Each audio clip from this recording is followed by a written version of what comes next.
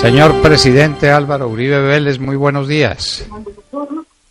Doctor Fernando, muy buenos días a usted, al equipo periodístico de La Hora de la Verdad, a todos los oyentes y ustedes trabajando por nuestra democracia en todas las horas. Muchas gracias. Y aquí seguiremos, presidentes, en la lucha sin desmayo, porque lo que está de por medio es Colombia, y estando de por medio Colombia no hay campo para la fatiga y mucho menos para la claudicación. Presidente, ayer apareció la encuesta de RCN, que es como si la hubiéramos mandado a hacer para este compromiso suyo con los colombianos, un compromiso que sabemos con cuánto gusto y con cuánto amor cumple. Colombia hoy, en la mente de los colombianos, es un país vencido, empobrecido, sin horizonte, sin confianza. Esas son las grandes respuestas a las preguntas dramáticas de RCN. Estamos por el 80% o el 80 y largos por ciento en materia de pesimismo y de postración. Pobreza absoluta en el Chocó, en la costa pacífica colombiana. La droga no deja sino miseria, miseria moral y miseria económica. Eso quiere decir, presidente, no que estemos perdidos, sino que hay una gran tarea por hacer.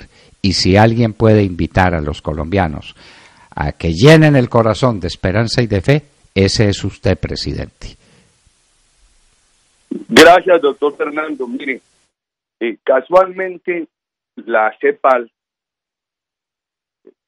publicó antes de ayer cómo se comportó en el continente la pobreza en el año 2016 y ratificó que en Colombia la pobreza y la pobreza absoluta volvieron a crecer en el 2016. Y qué miedo, esperando la cifra del 2017, porque lo que indica uno al ver el consumo de los colombianos es que necesariamente volvió a crecer la pobreza. Doctor Fernando, yo he hecho 2 observaciones en América Latina, 2 países bien sui generis. Argentina, un país tan rico que no hay mal gobierno que lo quiebre. Colombia, un país con una ciudadanía tan capaz, tan emprendedora, tan laboriosa, tan buena gente como coloquialmente lo decimos, que no ha habido mal gobierno que la paz. La Hora de la Verdad, que ha tenido todo ese valor civil de denunciar cómo han conducido de mal al país, que también ha conectado esta ciudadanía tan buena que son los colombianos para que adquiramos conciencia de que tenemos que cambiar de camino. Necesitamos un Estado austero, sin corrupción. Hombre, Santos nos viene a hablar a la hora de nona de reducción del gasto. Tuvo que cortar unos rubros del presupuesto porque no tenían con qué pagar, porque se gastaron toda la plata. Pero además, ¿por qué no recortó publicidad? ¿Por qué siguen con la publicidad? ¿Por qué no recortó lo de la FARC? Para eso sí hay plata. ¿Por qué no recortó lo que le quiere dar ahora a los parlamentarios sobre pretexto de vías terciarias para armarlos de dinero para elecciones? Qué vergüenza, doctor Fernando. Pero ahora estamos en la lucha. Yo, cuando me acompañaba usted en la campaña de 2000, 2001, 2002, con obsesión le propusimos al país la política de seguridad democrática, la lucha contra el narcotráfico, el otro huevito, la confianza e inversión, el otro, la cohesión social. Doctor Fernando, recorriendo la patria, tengo una obsesión hoy que quiero compartir con usted. Este país tiene que vigorizar la empresa privada. No hay más camino.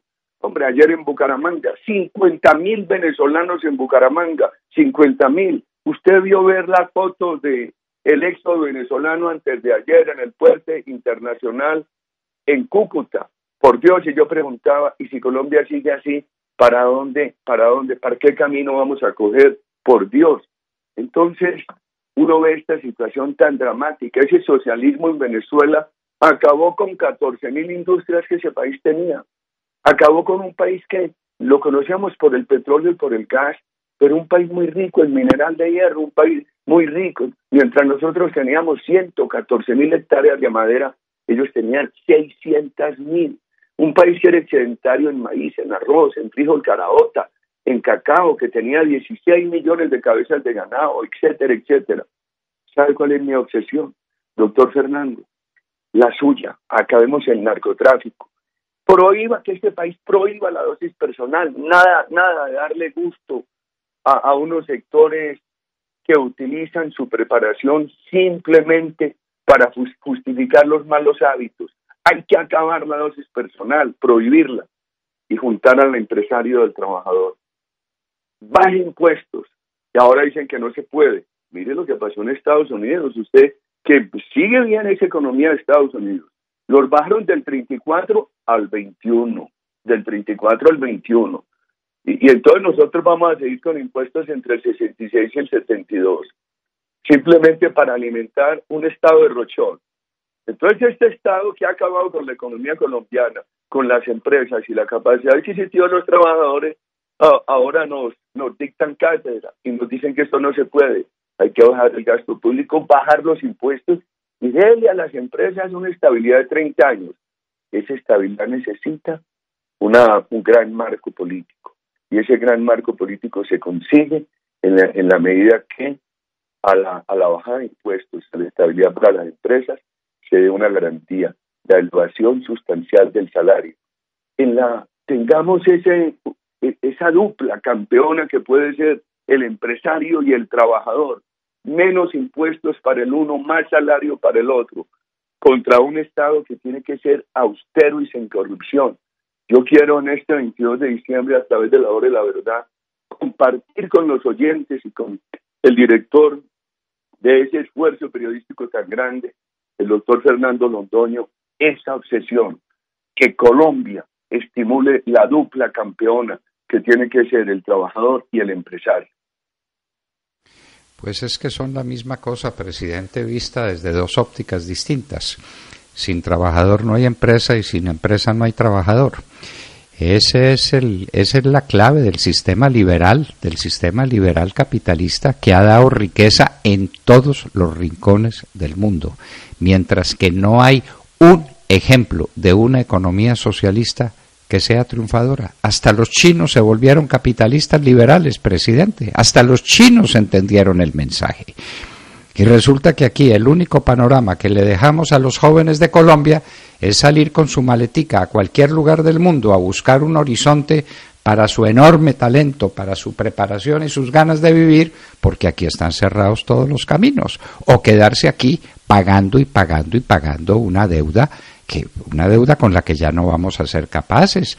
Ayer el ministro de Hacienda, haciendo vaticinios insensatos como ese del 2.7 u 8% de crecimiento para el año entrante, que de dónde lo va a sacar, nos decía que se va a endeudar en 2.600 millones con las entidades multilaterales de crédito y que va a subir la captación o la colocación de test mejor en más de 3 billones de pesos adicionales. Presidente, ¿con qué vamos a pagar y de dónde? Pagar y pagar.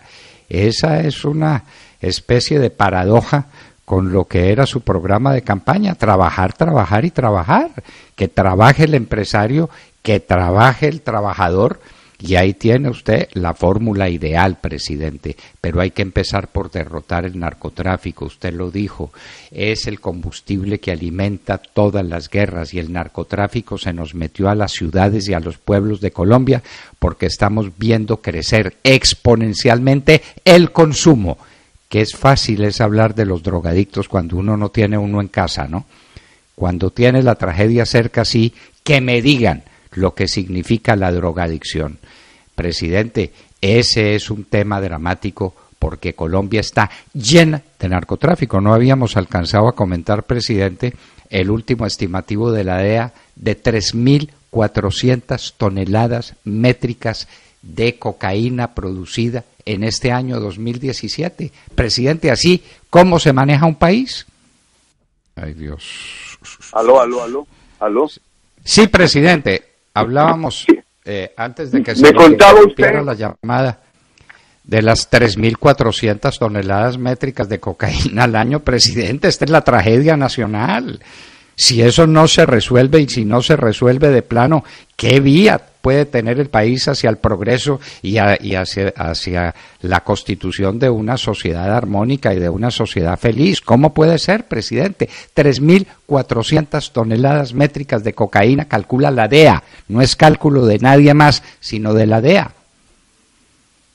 Doctor Fernando, parece que estuviéramos viendo una película de terror y es la realidad que estamos viviendo en Colombia. Yo nunca pasó por mi mente que Colombia pudiera llegar a eso. Cuando elegimos a Santos en el 2010, pensábamos que para el 2014 este país no iba a tener una mata de coca como veníamos y que este país ya debería haber aplicado, y Santos no lo quiso hacer, la reforma constitucional de 2009 que prohíbe la dosis personal. Una gran meta de un gobierno del Centro Democrático, una gran meta de un Congreso donde el Centro Democrático pueda tener una coalición mayoritaria es la prohibición de la dosis personal, doctor Fernando. Mire, yo le quiero decir a los sectores que piensan mucho sobre el tema, que la rabia que hay, justa ira, en la base popular de la sociedad colombiana con la dosis personal es muy grande. En este recorrido por la patria yo encuentro a mis compatriotas, a las familias, especialmente los sectores de menores ingresos, indignados, enrabiados con la dosis personal. Hay que eliminarla, doctor Fernández, y buscar cómo se sanciona. Yo sería partidario de lo siguiente, por ejemplo, que lleve una dosis personal, lo arresten. Si es consumidor, no lo metan a la cárcel después del arresto, pero conmínenlo a un programa de rehabilitación. Y si no lo cumple, quiten la licencia de conducción o el crédito del ICETEX, sanciónenlo administrativamente. Y al que es distribuidor, sí, para la cárcel. Pero yo creo que si empezamos con un arresto al que porte droga, y de ahí se examina, un examen de medicina legal muy rápido. Si es consumidor, no va a la cárcel, pero sale del arresto a cumplir con un programa de rehabilitación. Y si es distribuidor, sí va a la cárcel. El país necesita combatir eso, doctor Fernando.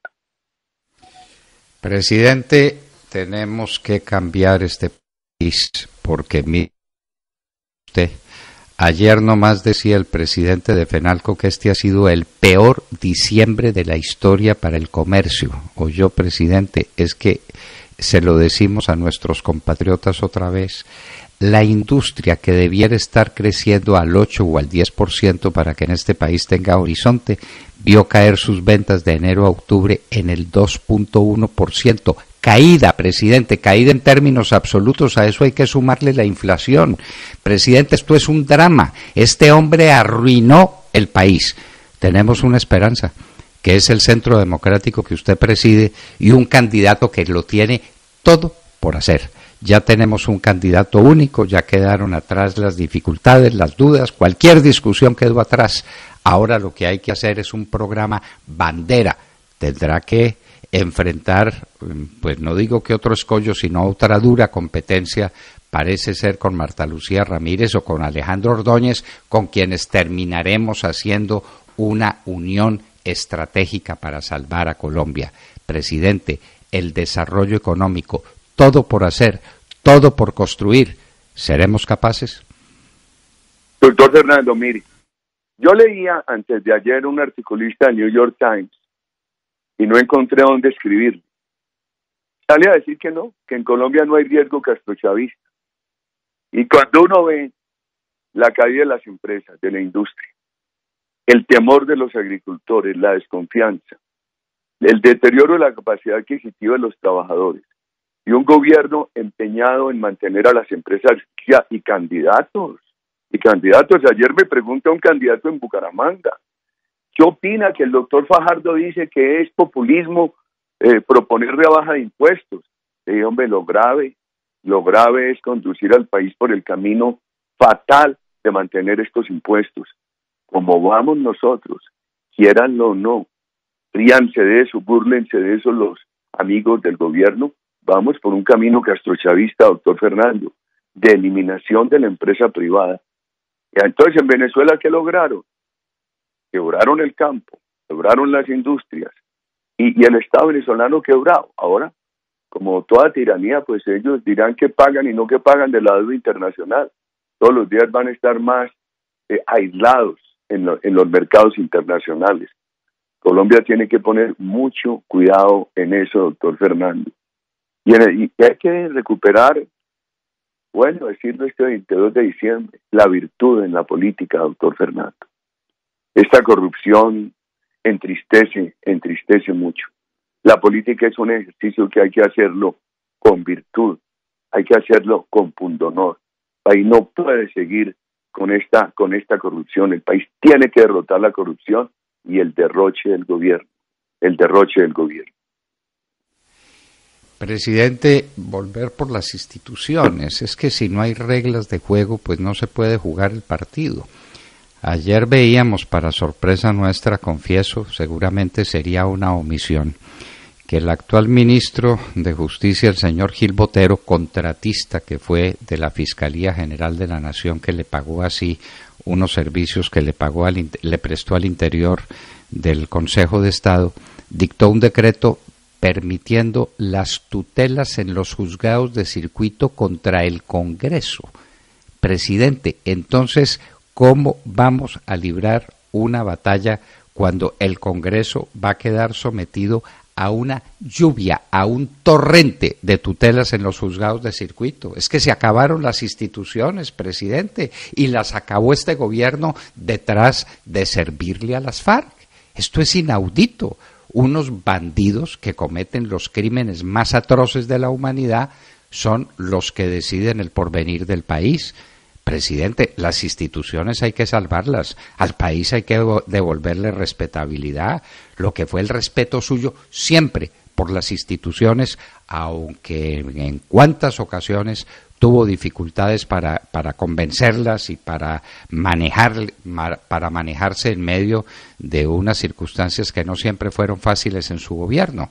Presidente, hay que rescatar el Congreso, hay que rescatar la respetabilidad del Ejecutivo que se roba la plata para la alimentación de los niños pobres, presidente. ¿Hasta qué abismo nos ha conducido este gobierno? Doctor Fernando, lo que usted está denunciando de ese decreto que le da competencia a los juzgados de circuito para tramitar tutelas contra el Congreso, muy grave. Ese es el cierre del Congreso. Nosotros hemos dicho que si este gobierno insiste en entregarle el Congreso a la FARC, habrá que pensar en la revocatoria del Congreso, pero esa revocatoria va a ser innecesaria con este decreto. Ese decreto de tutelas en los juzgados del circuito contra el Congreso paraliza totalmente al Congreso. Y lo que usted dice de la alimentación escolar, hemos encontrado lo siguiente: ¿qué predomina en el país? En unos departamentos se ha reducido el presupuesto de alimentación escolar a la mitad. ¿Cómo le parece? En otros, ya nosotros lo habíamos logrado en Bienestar Familiar, una meta de 180 días de alimentación para los niños al año. Todavía muy poquito, pero lo habíamos subido de 112 días, de 120 días. Ya no se está cumpliendo lo de los 180 días. Y en otros departamentos, los contratos esos corruptos donde se roba la alimentación escolar. Centro Democrático, el candidato Iván Duque, los candidatos al Parlamento, todos están proponiendo la administración de la alimentación escolar por lo menos con veedurías de las juntas de padres de familia, y que esas veedurías se estén dando informes públicos permanentes. Este desquiciamiento institucional, hombre, a mí me tocó una situación muy difícil porque yo creí que uno podía tener con la Corte Suprema una discusión intelectual. Entonces, cuando quisieron establecer una diferencia entre paramilitares y guerrilleros, y decir que a los guerrilleros les era aplicable la sedición, el delito político, porque ellos tenían el fin, digo entre comillas, noble, de cambiar el orden social y económico, y que los paramilitares no. Yo dije, hombre, yo no soy partidario de que se le apliquen los delitos políticos al uno, tampoco soy partidario que se le apliquen al otro, pero que ya que los tenemos para facilitar desmovilizaciones, apliquémoslos a ambos. Dije, pues eso de que un grupo terrorista tiene objetivos políticos. No hay ningún grupo terrorista en el mundo que no utilice la careta de la ideología. Todos tratan de justificar sus acciones de terror en convicciones doctrinarias. Es su careta. Con eso justifican horrendos crímenes. Yo les puse eso a la Corte Suprema. Les dije, mire, unos y otros esbozan objetivos ideológicos y unos y otros cumplen lo que tipifica el delito político, la perturbación del orden jurídico. No dejan que opere bien el orden jurídico. Y eso causó qué polémica en la Corte Suprema y desató qué dificultades. Y después vino la denuncia de corrupción, no en toda la Corte. La Corte ha tenido y tiene una gente muy buena en un sector. Y entonces se interpretó eso como que fuera una persecución de Uribe contra la Corte. Y los grandes medios nacionales nunca entraron a examinar esa denuncia de corrupción. Y hoy mire en lo que estamos, tantos años después. El día que la Corte Constitucional dijo que no se podía convocar a un referendo a ver si el pueblo colombiano permitía una nueva candidatura en mi persona, yo sin discutir la sentencia simplemente salí a decir que respetaba y acataba como tenía que ser. Entonces yo le agradezco a usted que generosamente ha recordado ese tema institucional en nuestro gobierno y con lo de ahora. ¿Cómo le parece? Yo nunca pensé que pudiera haber gobiernos que con un contratista del Ministerio del Interior accionara, propusiera una acción de cumplimiento para favorecer a la FARC de acuerdo con el gobierno y que esa acción de cumplimiento le tocara a un magistrado suplente de la JEP y que ese magistrado pretendiera, como han pretendido, obligar al presidente del Senado a promulgar un acto legislativo inexistente y que una jueza de la República, mediante sentencia, mediante tutela, obligara al presidente del Senado, a promulgar un acto legislativo inexistente, el de las 16 curules para la FARC, cuando con su ayuda, su liderazgo, promovimos aquel referendo contra la corrupción en 2003, hubo enorme cantidad de votos, todas las preguntas se habrían pasado, pero una de ellas era reducir el Congreso. ¿Qué dijo el Consejo Electoral de la época? No permitió, me hizo trampa, así de claro. ¿Por qué? Porque no descontó el censo electoral 4 millones de cédulas de muertos, ni 760,000 cédulas que estaban expedidas pero no repartidas, ni 42,000 cédulas de militares. Entonces, nosotros nunca intentamos desquiciar las instituciones, sufrimos dificultades, usted sí que las ha sufrido, en la Procuraduría, en el Consejo de Estado, usted sí que las ha sufrido, y sí que las ha sufrido el país ahora. Yo nunca me imaginé un presidente de la República instigando a una institución para declarar nula la elección de un procurador. Y todo eso lo hemos vivido en este periodo. Y el riesgo de Venezuela, y el riesgo del castrochavismo, y se ríen de eso. Y el autor del artículo del New York Times decía que Santos no salía en qué defensa. Ay, por Dios, que vivieran aquí, que pasaran por allí por Cúcuta, que hicieran una visitica al Cauca, que le preguntaran a los ganaderos de Córdoba qué están viviendo en materia de extorsión, que oyeran a las niñas violadas por la FARC, que supieran que una de las candidatas al Congreso por la FARC le decía a las niñas que se tenían que aguantar las violaciones y que se fueran a trabajar. ¿Cómo le parece? Y esa señora va a ser legisladora. ¿Cómo le parece? Presidente, usted es una persona muy prudente, muy ecuánime, muy considerada, pero déjeme decir lo siguiente a propósito de la decisión de la Corte Constitucional que impidió el referendo que lo llevaría a usted a una segunda reelección, con la que, dicho sea de paso, yo nunca estuve de acuerdo por razones estratégicas, no filosóficas, pero la Corte dijo que usted no podía ir a esa reelección y que nunca más podría ser presidente porque eso era contrario al espíritu de la Constitución. Es que a mí muchas personas en la calle me preguntan y me dicen, bueno, y a estas alturas, ¿por qué Álvaro Uribe Vélez no puede ser presidente? Ah, porque la Corte Constitucional dijo que mientras viviera no podía ser candidato a la presidencia de la República. Presidente, esto es absolutamente inaudito.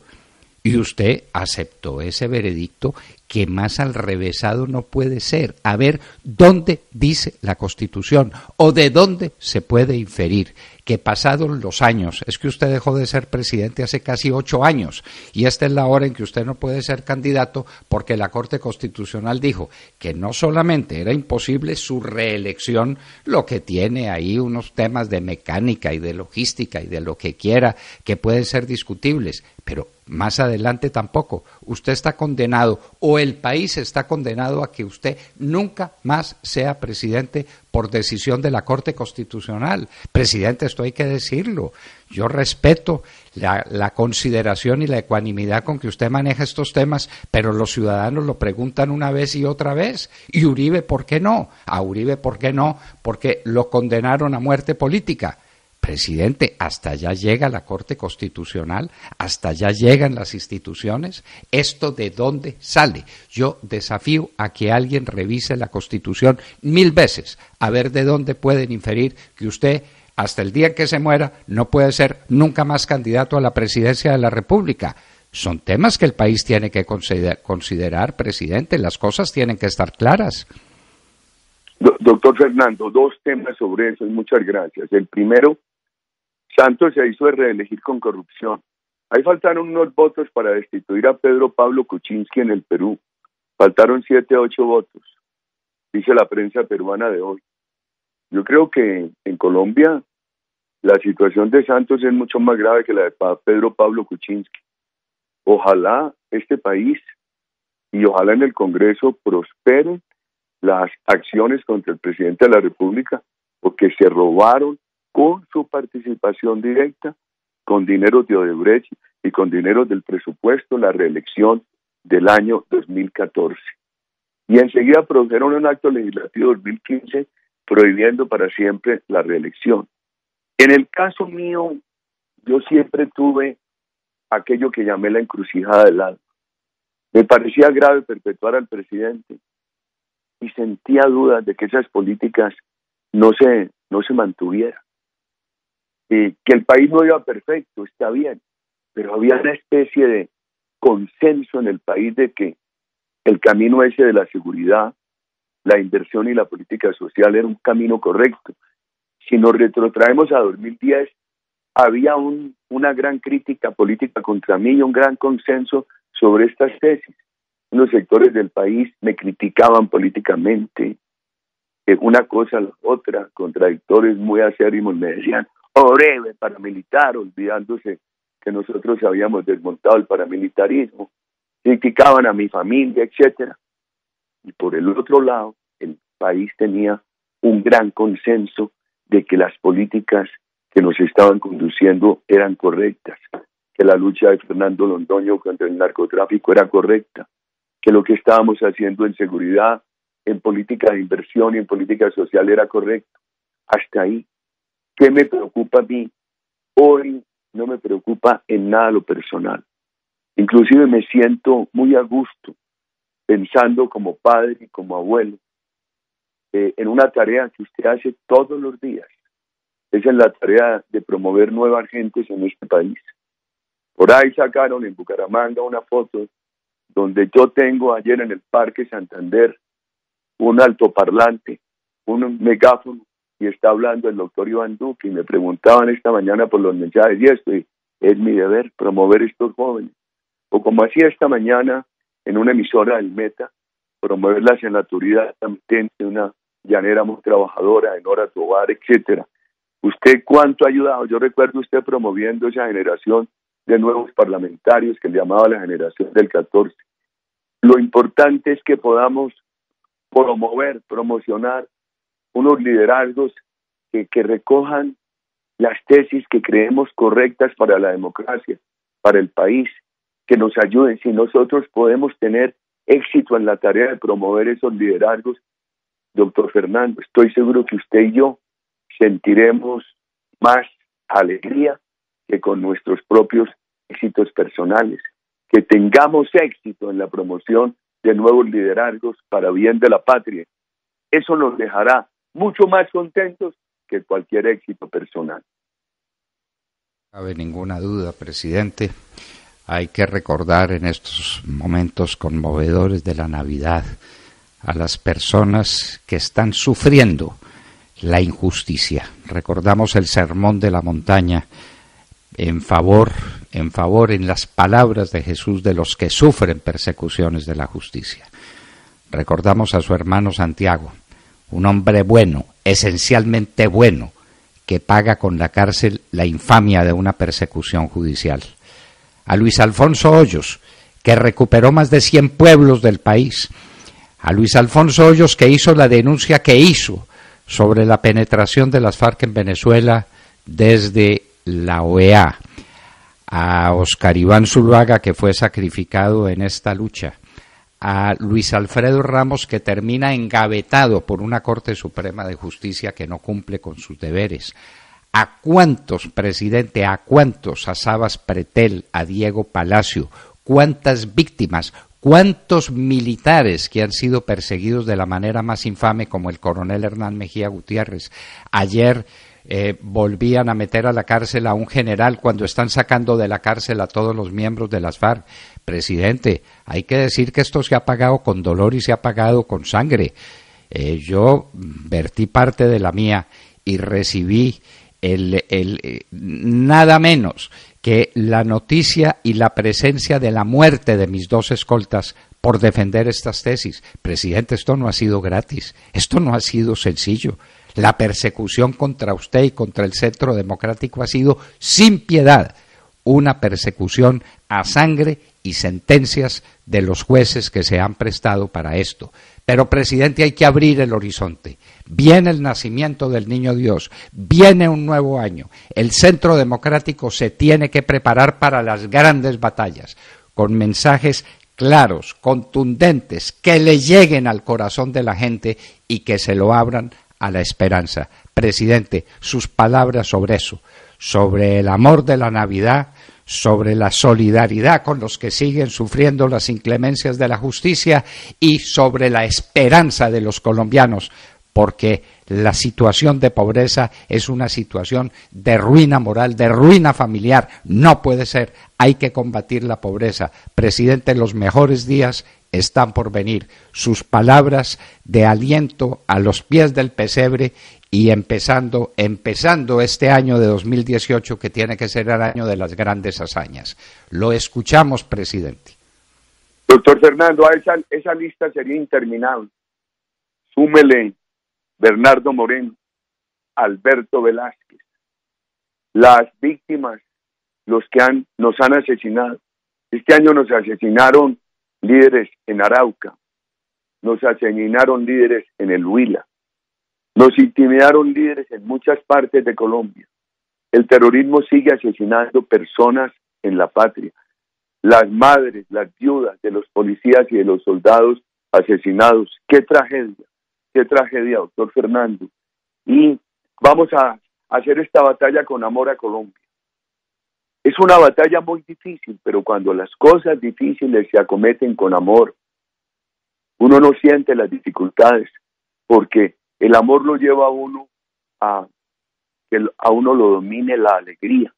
Entonces, enfrentar las cosas difíciles con amor hace que uno las enfrente con alegría y no siente la dificultad. Vamos a darle a esa tarea y a todos sus compañeros en la hora de la verdad, a los oyentes, a su familia, doctor Fernando, a todos una feliz Navidad. Y digamos lo siguiente: el pueblo colombiano es una gran nación.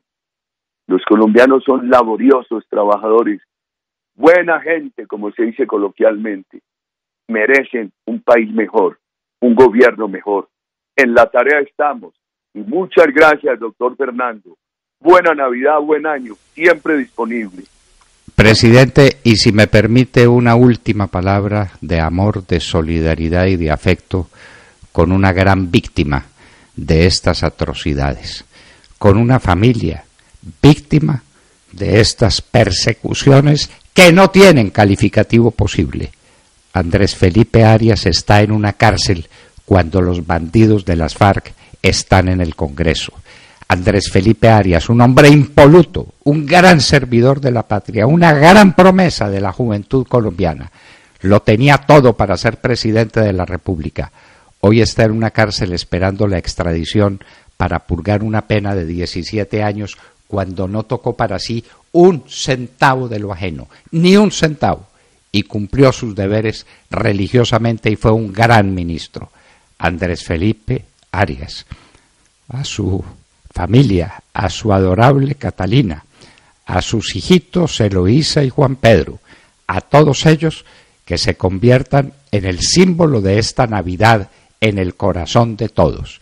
El corazón de Colombia tiene que palpitar por sus víctimas y especialmente por esa familia y por ese hombre que no puede quedar en el abandono. A Andrés Felipe Arias lo tenemos que poner al pie del pesebre, que es ponerlo al pie de la esperanza, al pie del amor, al pie de la justicia. Álvaro Uribe Vélez, presidente. Sí, presidente, por favor. Vea, hombre, le voy a confesar una cosa, no quisiera decir. Hace pocos días mandamos una carta, escrita por el alma, a las más altas autoridades de los Estados Unidos sobre Andrés Felipe Arias. Pido a Dios que tengamos eco, doctor Fernando. Quería contarle eso, que hay secretos que yo soy malo para los secretos y peor para este lo debí tener guardado, pero mandamos esa carta. Pido a Dios que tengamos eco. Esperamos que sí, presidente, porque Andrés Felipe es el símbolo de todas las injusticias que se han cometido contra el Centro Democrático. Esto lo hemos pagado con sangre, esto lo hemos pagado con prisión. Pero, presidente, viene el año nuevo y tiene que llegar el Centro Democrático con un mensaje compacto, rotundo, claro, de esperanza y de fe en los destinos de Colombia, presidente Uribe. Para adelante, doctor Fernando, y de todo corazón, que Dios le dé a usted toda la salud, que el vigor suyo diariamente orientando a los colombianos es un imperativo de la democracia de la patria. Buen año, muchas gracias, doctor Fernando, y a todo el equipo de colaboradores de la Hora de la Verdad. Muchísimas gracias, presidente Uribe, y como dicen los soldados en la guerra, para adelante porque atrás asustan, para adelante, vamos para adelante, colombianos, los mejores, los más grandes días de la República están por llegar.